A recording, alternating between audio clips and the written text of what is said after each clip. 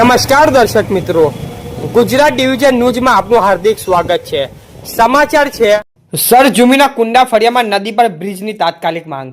દાહોદ જિલ્લાના સિંગવડ તાલુકાના સરજુમી ગામનું કુંડા ફળિયામાં વર્ષોથી અનેક મૂળભૂત સુવિધાઓથી વંચિત છે। નદીના કારણે ફળિયું બે ભાગમાં વહેંચાયેલું હોવાથી સ્થાનિકો માટે અવરજવર મોટી સમસ્યા બની છે। ખાસ કરીને બાળકોને શાળાએ જવા માટે નદી પાર કરવી પડે છે। કુંડા ફળિયામાં પ્રાથમિક શિક્ષણ માટે વર્ગશાળાના સુવિધા ઉપલબ્ધ કરવામાં આવે છે, પરંતુ શાળાએ જવાના માર્ગ આવેલી નદી ચોમાસામાં જોખમી બની જાય છે। વરસાદ દરમિયાન પાણીનો પ્રવાહ વધતા નાના બાળકો માટે શાળાએ પહોંચવું મુશ્કેલ અને જોખમી બને છે। વિદ્યાર્થીઓ ઉપરાંત મહિલાઓ, વૃદ્ધો અને કામકાજ માટે અવરજવર કરતા ગ્રામજનોને પણ ભારે હાલાકી ભોગવવી પડે છે।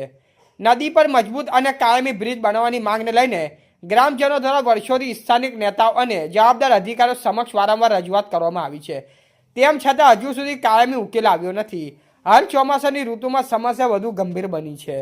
ગ્રામજનોની માંગ છે કે અધિકારીઓ સ્થળ પર જઈ વાસ્તવિક પરિસ્થિતિનું નિરીક્ષણ કરી બ્રિજ બનાવવાની પ્રક્રિયા તાત્કાલિક શરૂ કરે।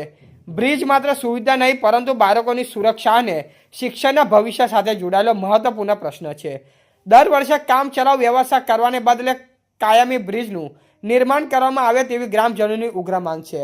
રિપોર્ટર હિંમતભાઈ પટેલ, સિંગવડ। સમાચાર જોવા માટે ગુજરાત ડિવિઝન ન્યૂઝ ચેનલને like, share, subscribe, bell icon press button દબાવવાનું ના ભૂલશો। ધન્યવાદ।